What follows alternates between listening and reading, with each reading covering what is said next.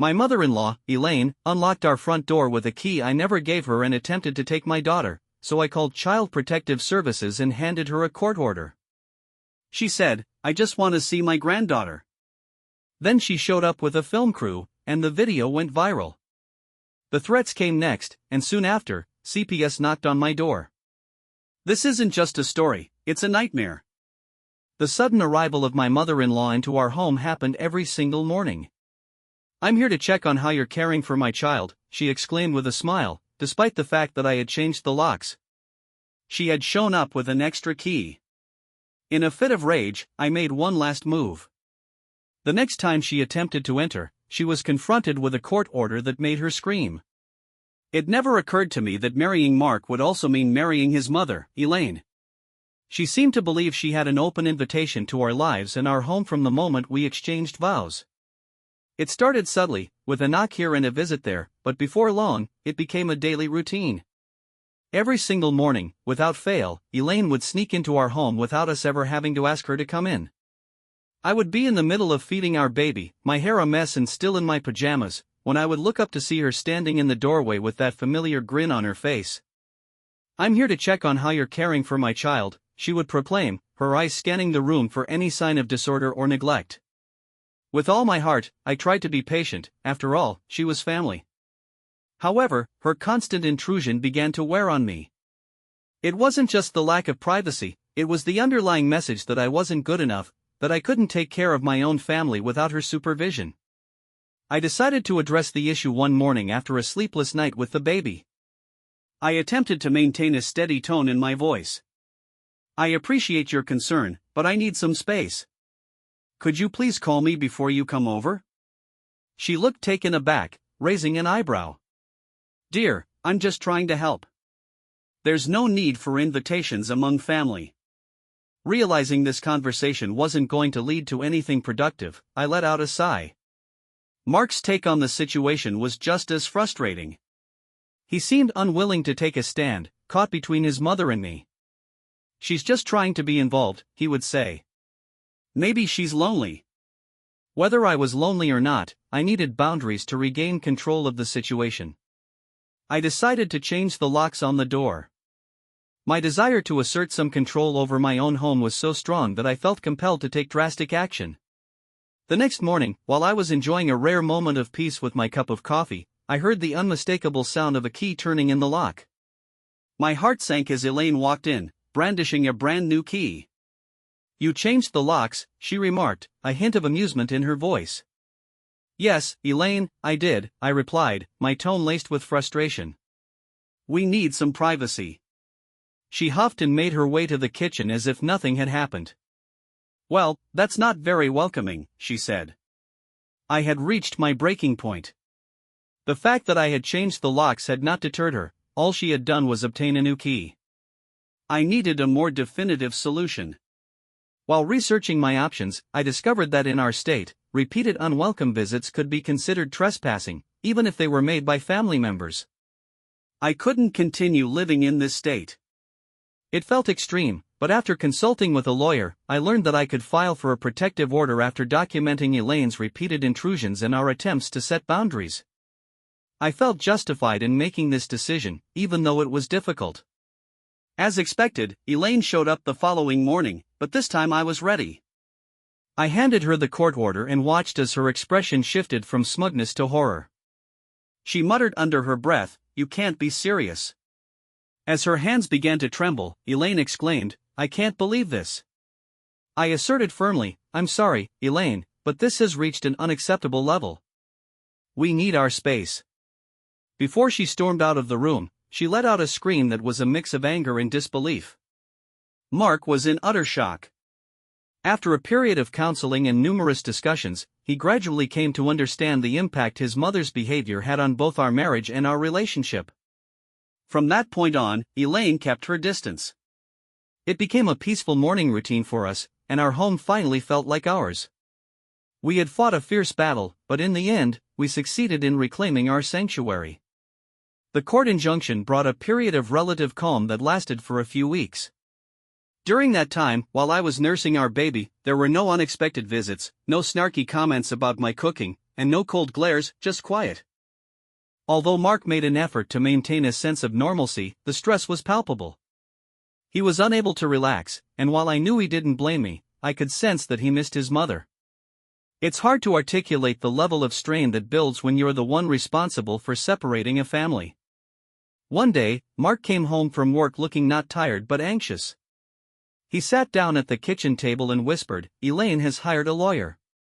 I blinked in disbelief. What? She's trying to contest the court order?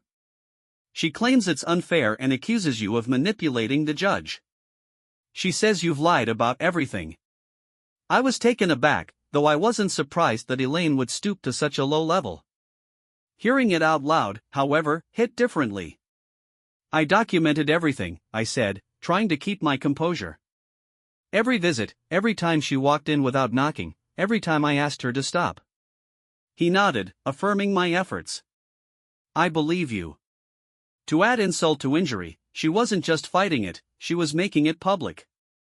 It turned out that Elaine had been telling everyone, friends, relatives, and church members, that I was unstable, controlling, and keeping her away from her granddaughter out of spite.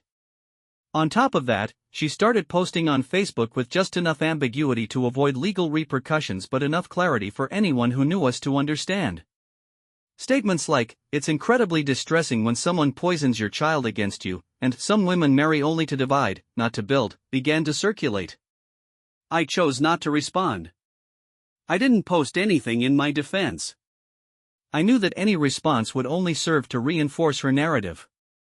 But then she went a step further. One day, while I was home alone with the baby, I heard the doorbell ring. Thank goodness it was just the sound of the bell and not the sound of a key turning in the lock. Peeking through the peephole, I felt a knot form in my stomach.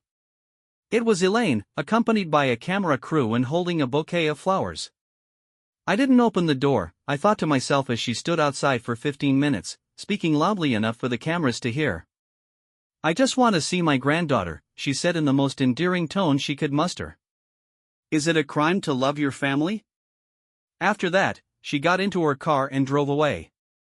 2 days later, a video appeared online, featured on a YouTube channel dedicated to family rights. The title read, "Grandmother blocked from seeing grandchild, daughter-in-law goes too far." A portion of the video went viral, and strangers began weighing in with their comments. Some labeled me as evil, while others called Elaine insane. Our family was thrust into the public eye, something we had never sought. Mark tried to have the video removed from the internet, but once something is uploaded, it spreads like wildfire. I started receiving direct messages, some filled with threats, while others were simply nasty. Then, Child Protective Services arrived. Someone had made a report, and I was left wondering who it could be, claiming that our infant was being neglected. The caseworker was polite but firm. She inspected our home, asked a lot of questions, and took notes. She looked at our baby, who was clean, well-fed, and smiling, and found nothing wrong. Despite this, the entire experience rocked me to my core. My very core. It dawned on me that this was not just the behavior of an overbearing mother-in-law. Elaine was eager for a fight and had no qualms about getting her hands dirty. That evening, after the baby had gone to sleep, I sat down on the couch with Mark and whispered, "If she wants war, I'll give her one." Mark's first reaction was silence. He simply looked at me, and when he finally spoke, he said, "You are not alone." After that, I began making preparations for what felt like an impending battle. I decided to keep a journal, documenting every call, every message, and every suspicious car parked near our home. I wasn't paranoid, I was just well prepared. It took me some time before I shared everything with Mark. With work, the visit from Child Protective Services, and his own feelings of guilt, he was already under a lot of stress. His affection for me and his devotion to his mother were at odds, and I didn't want to add to his burden. However, I knew I had to be ready because I sensed that Elaine was far from finished. I was right. A week later, I went to pick up our daughter from daycare, and the instructor, Miss Carey, seemed uncomfortable. "Hey, Sarah," she murmured cautiously, "can we talk for a second?" My stomach tightened as I followed her into the office. She pulled out a copy of the daycare pickup list and handed it to me. To my shock, Elaine's name was on it. Someone had called and updated the list of emergency contacts, and it appeared to have been done over the phone. "Did you approve this?" Carrie asked. "No," I replied, my voice icy. "I did not." She nodded, looking concerned. "We found it quite peculiar. The reason we didn't allow her to pick up your child is because of this." It turned out that Elaine had shown up at the daycare, attempting to take our daughter. After thanking Carrie for her honesty, I drove straight to the police station. Though I was shaking, I managed to file a report. Our restraining order was revised to include the daycare, and they assured me they would contact Elaine and issue another warning. She should have been fearful of that, but it didn't happen. 2 nights later, Mark was out with his friends, and unexpectedly, the electricity went out. I was home alone with the baby, and the entire house was plunged into darkness. I felt numb, knowing it was storm season. I peered out the window and saw that the porch lights of my neighbors were still on. I called Mark, but there was no answer. I then contacted the electric company, only to be told there were no reported outages. That's when I heard a gentle knock at the back door. I froze, not daring to move or breathe. I dialed the emergency number, but when the police arrived, they found no one. However, they did discover that some wires had been cut near our breaker box, clearly tampered with by someone. That evening, I set up security cameras, real ones, not the cheap imitations. I wanted complete protection, covering the backyard, front entrance, and side windows.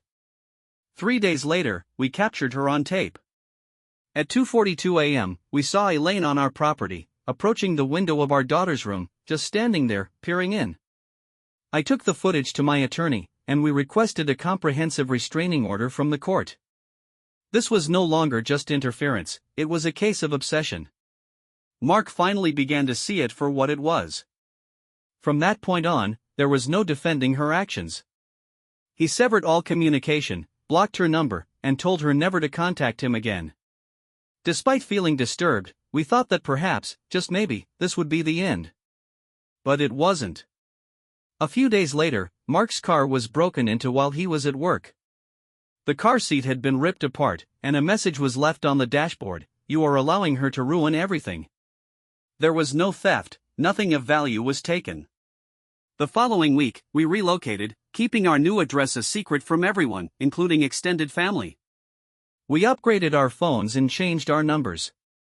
It felt like we were being protected as witnesses, but we had no other choice. For a few days, there was relative calm, no knocks, no messages, and no calls from Child Protective Services.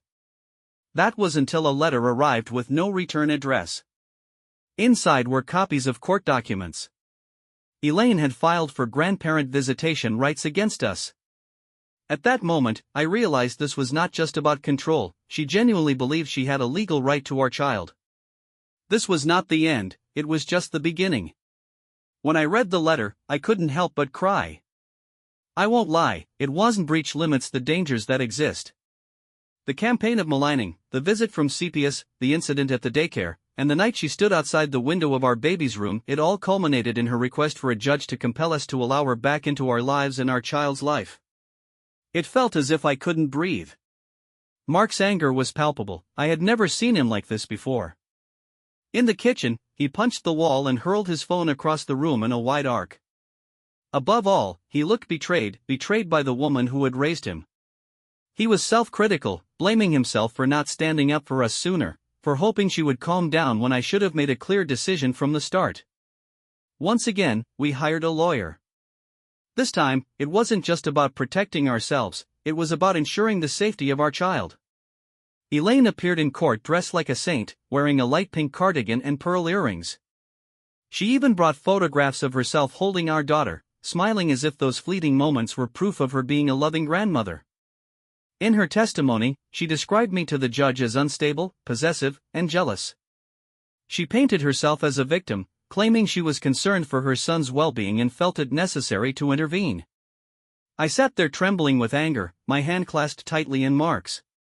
When it was our turn to speak, we presented everything: the logs, the texts, the testimony from the daycare, the police reports, the investigation by Child Protective Services, and finally, the footage from that night at 2:42 a.m.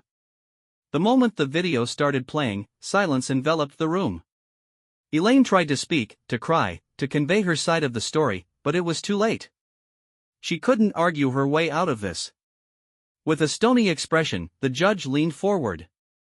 This is not a case where a devoted grandparent is denied access. There is harassment, manipulation, and a blatant disregard for boundaries present here. Despite her pleas for grandparent rights, he denied them. He then imposed a permanent restraining order, prohibiting her from communicating with us or our child in any form for any reason. However, that wasn't the end of it. It turns out that filing a fraudulent report with Child Protective Services is a criminal offense. Additionally, tampering with a breaker box and showing up at a daycare to pick up a child for whom you have no legal custody is illegal. 2 weeks later, she was taken into custody. I was the first to receive the call from the detective, and soon after, the news stations began reaching out. Her video had gone viral, and the public was suddenly interested in what had really happened. Those who had once trusted her began to see the truth. She quickly became a source of ridicule in her community. The restraining order against her was widely discussed, and her congregation turned its back on her. Friends stopped responding to her calls. On the day she was taken in, Mark was unusually quiet. He didn't take any joy in it, there was no gloating. He simply stared out the window for a long time, murmuring, "She was my mother." We remained silent as we sat there. If only I could say I felt positive about the outcome, but I was simply exhausted and enraged. It felt hollow. I wished I had trusted my instincts earlier. I regretted allowing courtesy to lead us through so much agony. In the end, her attempts to control us caused her to lose everything. What was the point? To prove a point? To win a battle? All she earned was a permanent seat on the outside looking in. We relocated once more, this time across the country, starting fresh in a new city. It was just the three of us, and no one entered our home without an invitation, not ever again. Thanks for following our story and being part of this journey. Don't forget to subscribe and hit the bell so you never miss another wild tale.